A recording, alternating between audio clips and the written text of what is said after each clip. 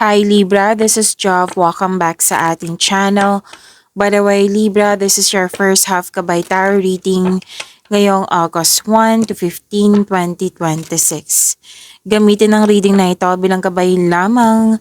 Tandaan Libra, kunin nyo lamang ang mga mensaheng tumatama sa inyong sitwasyon at iwanan ang hindi. Gabay lang ito at ikaw pa rin ang may hawak ng tadhana mo. Kung handa ka na Libra, tingnan natin kung ano ang gustong sabihin sa iyo ng universe ngayon.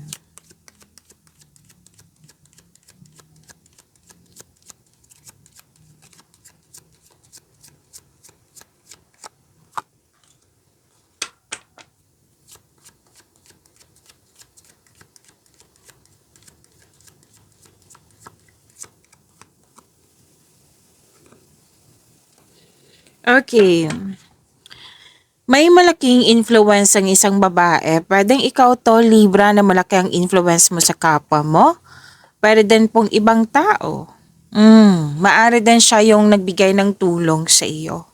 Like tulong na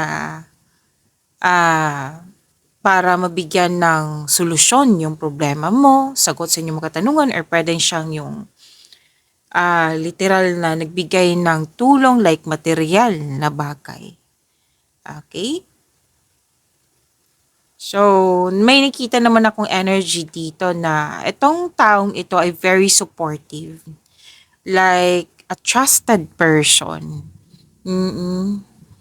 At by the way, may nagsabi din sa akin ngayon na pwedeng nagkaayos kayo nitong babaeng ito. Okay? Pwedeng nagkaayos na kayo ng babaeng ito. Na pwedeng may tampuhan or alitan noon, ngayon magkakaayos kayo. Basta po, nakikita ko dito whether pwedeng ito yung babaeng nagbigay ng tulong sa iyo or nagbigay ng sakit ng ulo. Pero, nakikita ko naman dito na matatapos na. Mabibigyan na ng solusyon, magkakaayos po.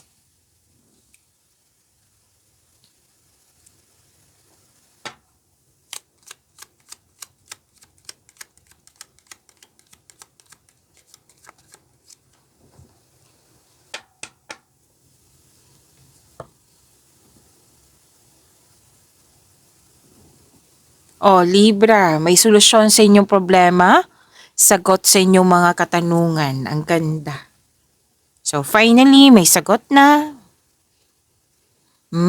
Baka hanap-hanap mo to. So, ngayong first half of the month, may sagot na. May solusyon na.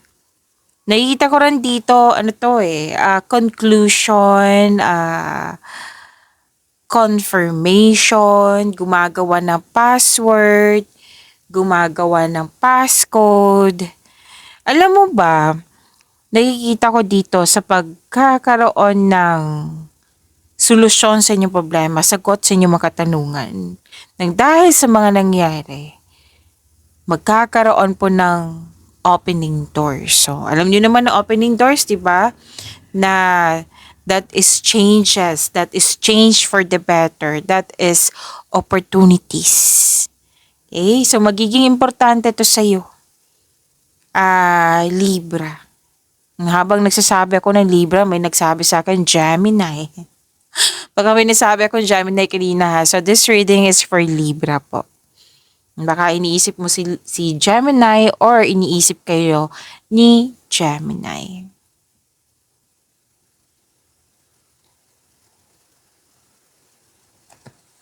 I-claim niyo po to ha. Solusyon, confirmation, conclusion, sagot.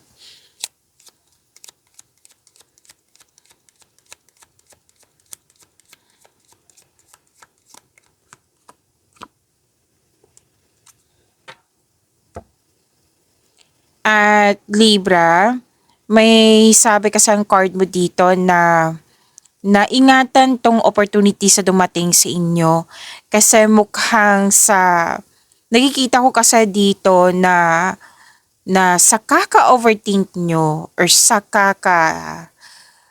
anong tawag nito? May fear kasi ako nakikita Fear and sa sobrang pag-iisip. Baka ma-miss opportunities kasi to. Like Like for example, so yung common example lang po, Libra na dumating to sa inyo, tapos mamaya na. Kasi ayoko mag-isip ng mga ganyan na bagay. Pero aware ka, opportunities.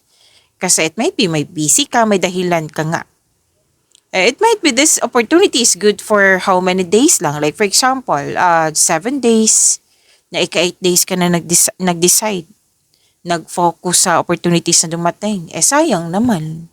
Diba? Sayang po. So, meaning to say, ang sinabi ng card dito, wag magpabaya.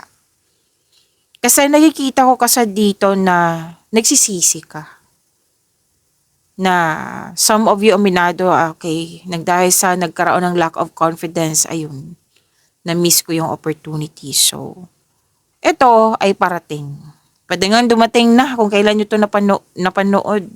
Kung ano man klaseng opportunities to, love and romance ba, career and money ba. Kasi minsan pag opportunities, di ba, career to, career. So may love and romance naman. Personal life ba, kung ano man tong opportunities, new doors opening po. Chances. Bigyan ng atensyon. Kung pwede po. Kasi kung hindi po, nakikita ko kasi sa dalawang card na ito na nagsisisi po. Sana hindi aabot sa ganito, 'di ba, na magsisi. Bigyan niyo na natin siya para fair. Pag-isipan niyo po na mabuti kung karapat dapat ba. Na hindi naman sinabi ng card dito, o kailangan mo tong tanggapin. Bihira lang sasabihin ng cards niyan. Like, kung sasabihin ng cards, talagang sasabihin ko. Na, kasi, may mga sagot na eh. May mga sagot ng mga cards, sinasabi ko talaga yan. Ito, it's up to you.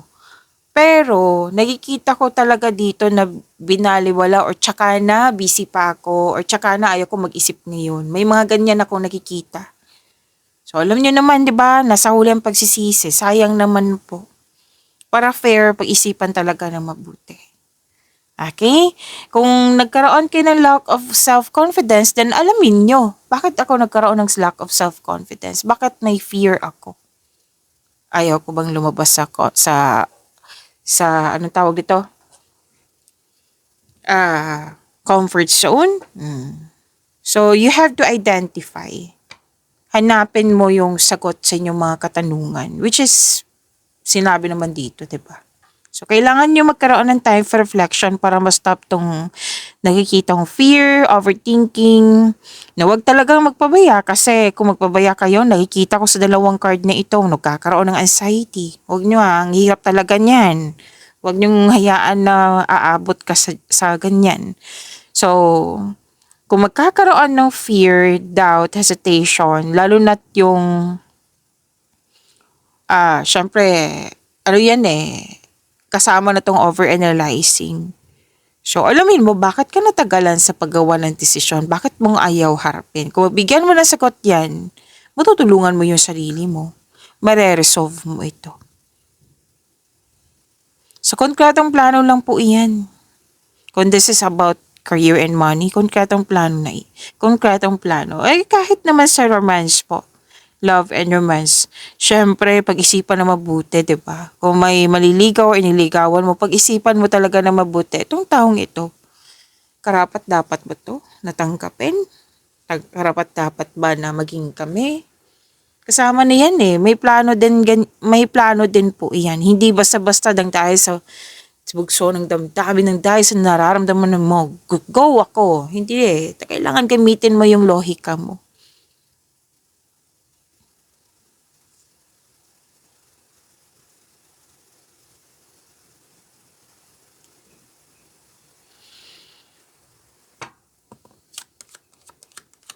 So sa konkretong plano po, mawawala talaga yung fear, doubt, hesitation na yan. Magiging confident ka kasi konkreto eh. Siguradong sigurado yan.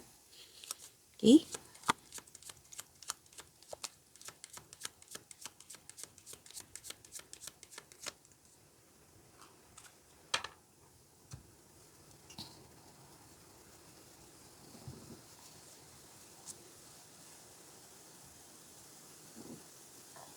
Excuse me, kailangan ko mag-burp? Okay. Uh-huh. opportunities eh. Kung money to, lalabas sana. Oo. Pero opportunities talaga ang nakikita ko dito. Pay attention na kayo ha, Libra. Dalawang card kasi nagsabi. Opportunities. Tapos, pwede nahihirapan ka din sa pagpili. At kasi itong dalawang card na ito, baka maapektuhan yung health nyo. Kung nakaramdam kayo ng na-drain yung energy nyo, pahinga po kayo. Okay? Pahinga. Tapos pag recharge nyo, balik na naman. Pag-isipan na mabuti. Kasi kung ma-consider kasi yung overthinking pag, let's say, 8 a.m., nag-iisip ka na hanggang 8 p.m., nako, too much na yan. So, make it balance. Okay?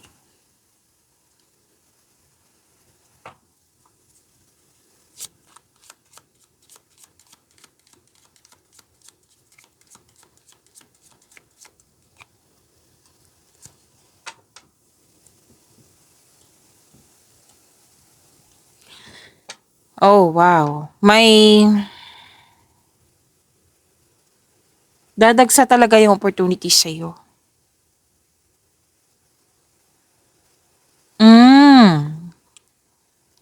Pero itong opportunities na ito, kasi may nakita ko 'di ba kanina na miss opportunity. Na sana'y hindi kayo magpabaya kung pwede po. Kahit may na miss opportunity kayo, may dumating kasi na opportunity na naka-align sa passion mo, na alam mo yung gagawin mo. Ano to biglaan din. Biglaang pagdating. Biglaan din yung response mo or reaction. Kasi, di ba, may natutunan ka sa mga nangyari na nawala yung opportunities. Oo, ito, nakikita ko yung lakas ng loob mo na ayaw mo nang magsayang. Ayaw mo nang mawala ito. Kaya binigyan mo siya ng agarang aksyon. So, may unexpected message, information, and this is good kasi you're moving forward po. May usapin din tungkol sa sports. May news, opo. May ano dito. May lalaki kasi dito. Kanina babae, ngayon lalaki. A third person. Yes, let's say may kausap ka na nag-uusap kayo tungkol sa, let's say, ideas, plano. Tapos may third person. Pwedeng naninira to ng connection or third person na nanggugulo sa inyong ideas. Basta may sinabi dito a third person which is lalaki. Okay? So, depende na to kung this is about love and romance ba or sa career and money. Basta, nakikita ko dito, bigla ang dumating, sumulpot na most likely nangingialam to.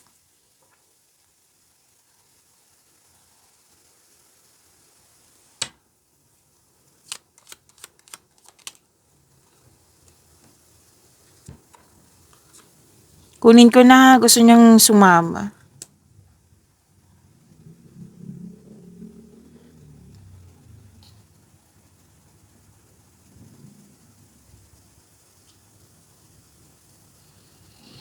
Okay, may concern ka sa isang tao na masakit sa ulo, like mahirap kausap, na pwedeng na-burnout ka lang dahil sa kanya.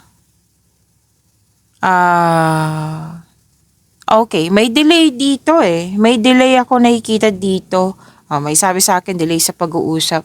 Pero don't take this as negativity kasi may dahilan talaga sa delay na iyan. Meaning to say, slow down. Think clearly, act wisely. Hindi naman lahat ng delay is disaster. Pwedeng delay sa pagtanggap sa opportunity, lumabas pa rin dito. Oo, kanina kasi to Dito, delay sa opportunity or delay sa biyahe. Delay sa pagtanggap sa new journey. Delay sa paggawa ng aksyon. Oo, delay din yan. Yung may hesitation, doubt, fear sa paggawa ng action, delay din po iyan. So, don't consider sana kung pwede. Depende na to sa inyo eh. Kasi minsan kasi ang delay, hindi siya disaster kundi chance. Para ma-double check mo, mag-reflect ka, baka may na-overlook ka. Yan. So, the strongest move is to pause and rethink. Kaya, di ba, ang delay is hindi mo siya kontrolado. Delay, cancellation, miscommunication, hindi kontrolado. Ang kontrolado mo lang kung paano ka mag-respond. Yan, kontrolado mo yan. Sometimes kasi na kumbaga nangyari to for protection, for redirection. Oo. Let's say, di ba may sinabi ako kanina na biyahe. Nagkaroon ng delay kasi masama ang panahon. So, hindi magandang magbiyahe ng masama ang panahon. That is protection. Okay? So, don't think that kumbaga sinira ng universe yung mga dapat mangyari. Hindi po. That is to save you, redirection, kung antong mga mabubuting dahilan. It might be, let's say, may delay kasi sa parting. Nagkaroon ng delay kasi may ipaparealize sa'yo bago dumating tong delay na ito. It might be may mga plano ka na hindi dapat. Na kailangan, habang hinintay mo to, kailangan pag-isipan na mabuti kung ano yung dapat para magamit mo sa tama.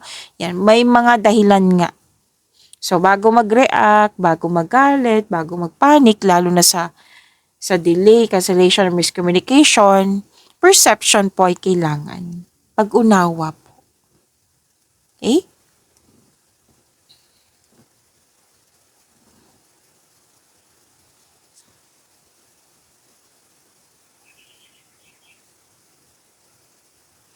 Okay.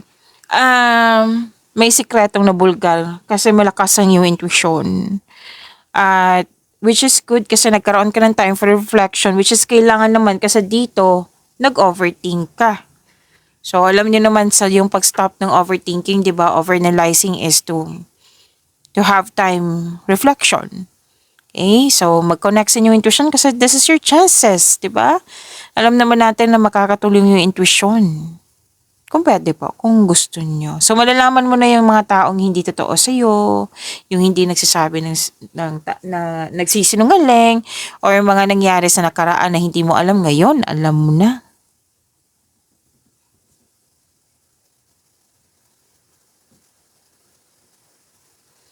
Pero itong sikretong nabulgar or, pagkakaroon mo ng time for reflection, I consider this as an action kasi nagbigay ka ng action. So, magkakaroon ng new journey. Magkakaroon ng movement, magkakaroon ng, yung mga ideas mo, bibigyan mo na ng action, magkakaroon ng bakasyon or adventure, basta puro kilos to. So, still, si Libra, magiging busy ngayon. Busy yung iniisip, busy pa rin yung sa mga ginagawa nyo. Okay, so let's proceed po.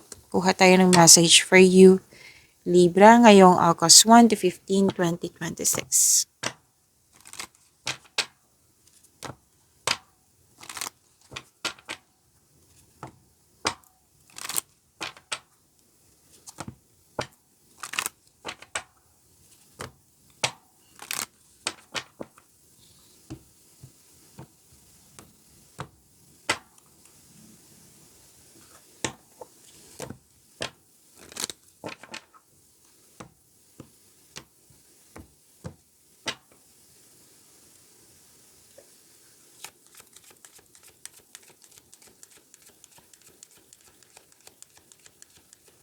Message po para kay Libra ngayong August 1 to 15, 2026.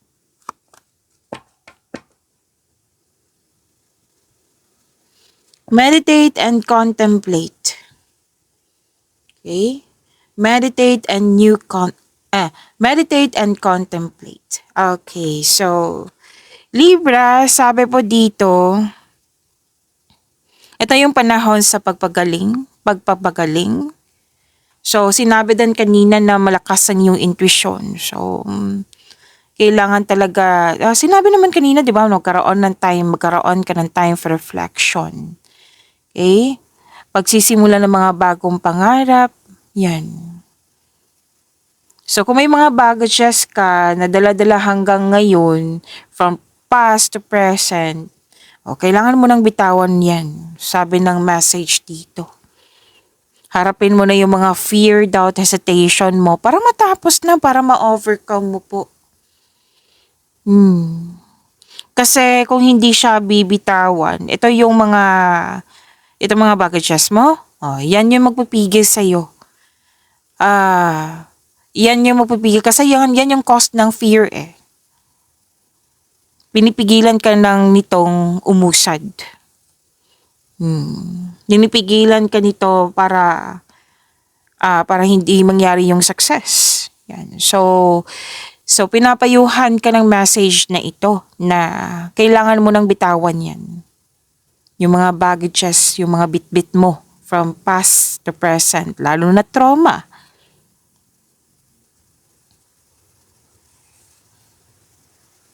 Kung sa career and money to, okay, sa career, so isa-isahin natin ha, Libra. Panahon ito para mag-isip ka ng malaking pangarap or vision. Malalaking pangarap po or vision. Panahon na, it's about time.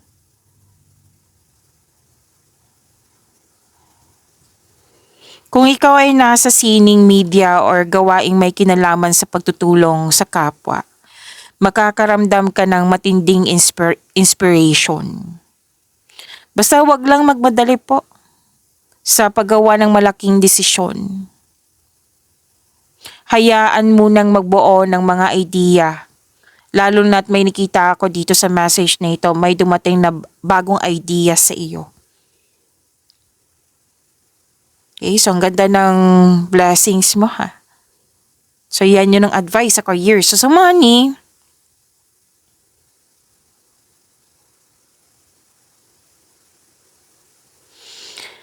mag-ingat po kayo sa scam. Mag-ingat kayo sa scam or sa mga alok na kailangan pag-isipan na mabuti kung karapat-dapat ba. Yung lalo na't masyadong maganda, yung too good to be true.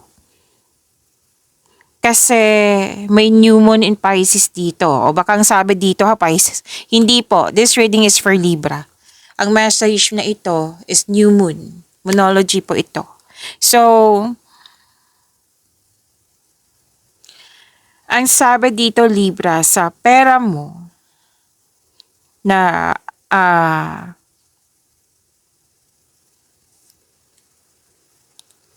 kasi itong new moon in Pisces, may hatid kasi ito siya na illusion.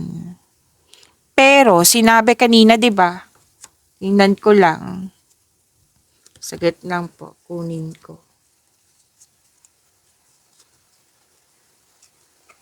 So dito, kanina, 'di ba? Malakas ang iyong intuition na panahon na magkaroon ng time for reflection.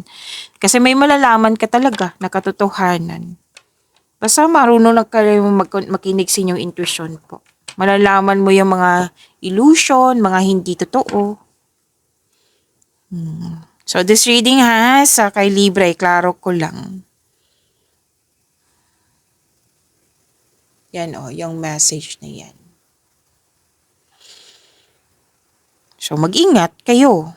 Kung ano man po ito, na mga alok sa iyo, na lalo na masyadong matamis yung mga salita, nako, naging maingat sa mga taong maloloko, sa mga ino-offer nila. Kasi kitang-kita ko yung scam dito, manloloko. Tapos may advice din po, sa money pa tayo ha, may advice din po yung message ni ito, na kailangan yung control, monitor, and save. Kailangan bang maggasta? Pag-isipan talaga na mabuti. Kung sa buhay pag-ibig, maraming nag-aabang nito. Oo. Sa mga may partner, Magandang panahon ito para magpatawad. Para magkaroon ng at maghilom mula sa lumang sakit. Yung mga nangyari sa nakaraan na hanggang ngayon bit-bit mo pa rin kasi may nasabi, may nagawa sa nakaraan. Sa panahon na para magkaroon ng forgiveness. Hindi lang to forgiveness sa partner mo, forgiveness sa yung sarili, sa sitwasyon.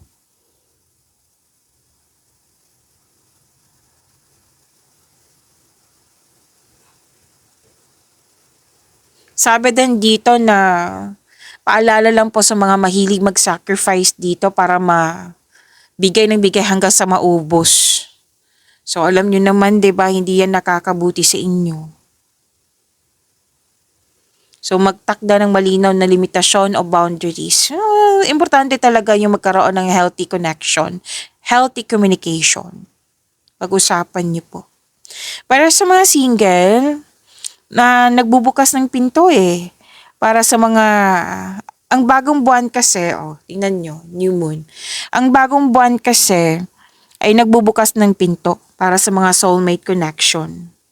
Pagtatagpo ng mga pusong magka-vibes. Oo. So maging tapat po sa inyong mga nararamdaman sa mga denial dyan. Sinabi ng core dito, maging tapat sa iyong nararamdaman. Huwag matakot na ipakita ang totoong ikaw. Okay, so yan po. Ang ganda ng mensahe, meditate and contemplate. Let's proceed.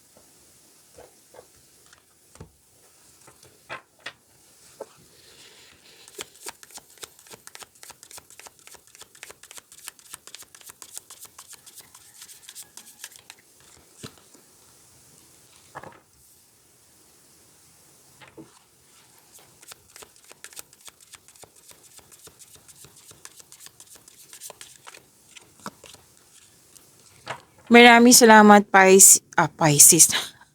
Maraming salamat, Libra. Baka may magalit dyan ha. Maraming salamat po Libra sa mga hindi nag-skip ng ads. Subscribe na po kayo sa ating channel at click bell notification para updated po kayo sa reading natin. Para po sa mga gustong okay, so nagpahinga ako for this week. So, update ko kayo Libra kung kailan ako tatanggap ng personal reading, okay?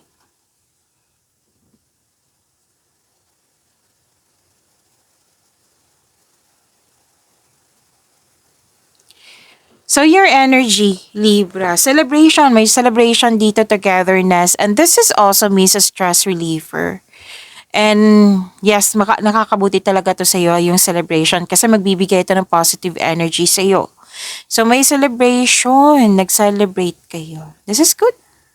Rather than groupings or collaboration to sa trabaho, may grupo ng tao dito na very supportive sa iyo.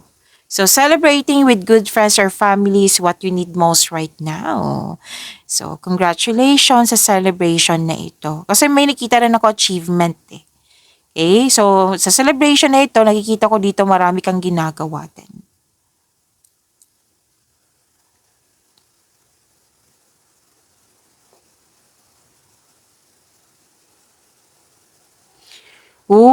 May competition, may rivalry. Pero then, ikaw to na pinapressure mo yung sarili mo.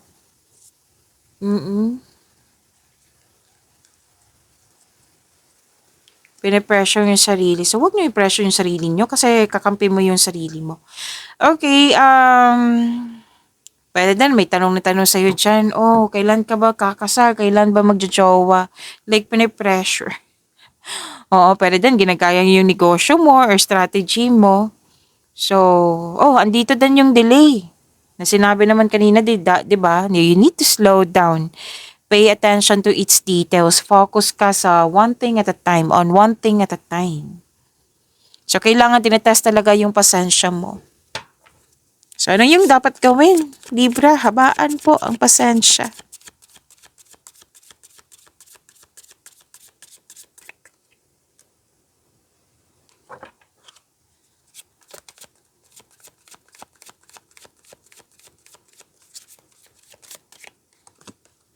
Oh, ang ganda ng career and money mo, oh.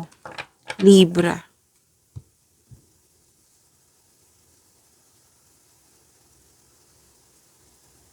Dalawang card po mismo nagsabi dito, tagumpay. Victory ha, mahigit pa to sa success. Victory.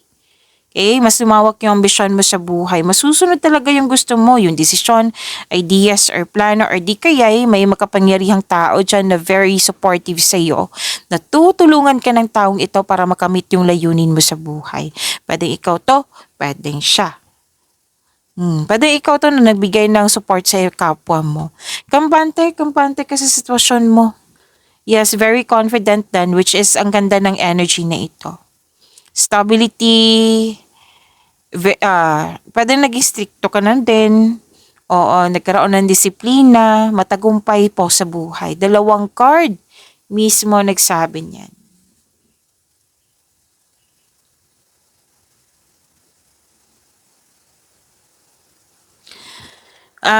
Successful completion, you're reaping rewards, accomplishment, recognition nga. Perfect situation po ito ha.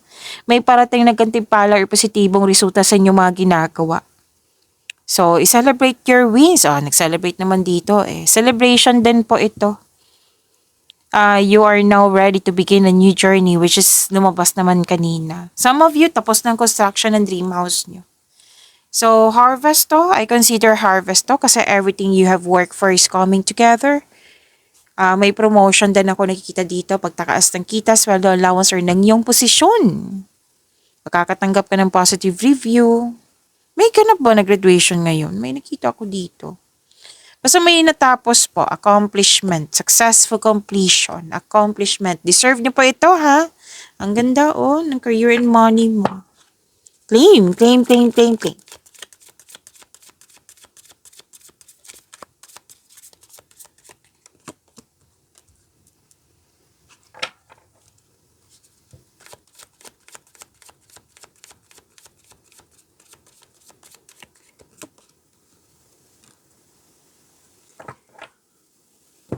Libra, kung gusto nyo ma-notify kayo, like ma-prompt kayo, like mapanood nyo po yung premiere ng video natin, i-click nyo po yung bell notification dyan. Kung hindi po kayo marunong magpaturo po, huwag nyo din kalimutan na mag-subscribe sa channel natin.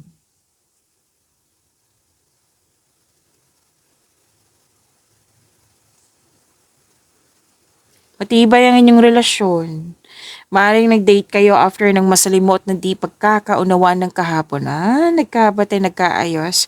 Sa mga single, nakikita ko dito na handa na kayong pumasok sa buhay ng pag-ibig.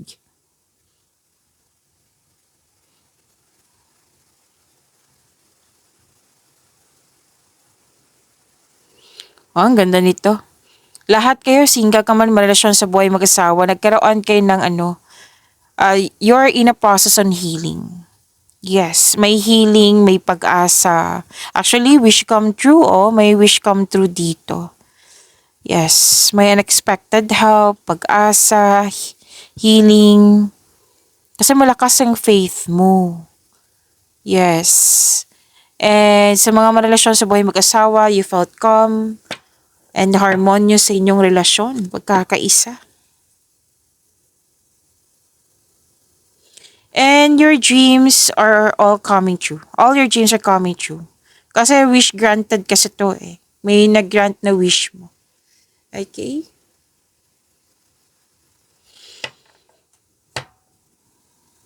Nag-iisip yung mga single dito. Ano kayong ideal type ko? Which is nakita ko naman dito, romantic partner, who is fun and outgoing, talkative and ready to have adventure. So, ano ba yung mga ano dito? Parating lumalabas yung fire signs dito, Aries, Leo, Sagittarius. Oh, may Scorpio doon dito. Okay. Para sa mga relasyon, stability, happiness, nakikita ko dito. Yes. I-claim niyo po ha. Ganda ng course niyo. I-claim niyo po. Pag-imanin niyo po yung blessings na binigay sa inyo, Libra. See you tomorrow. Maraming salamat po.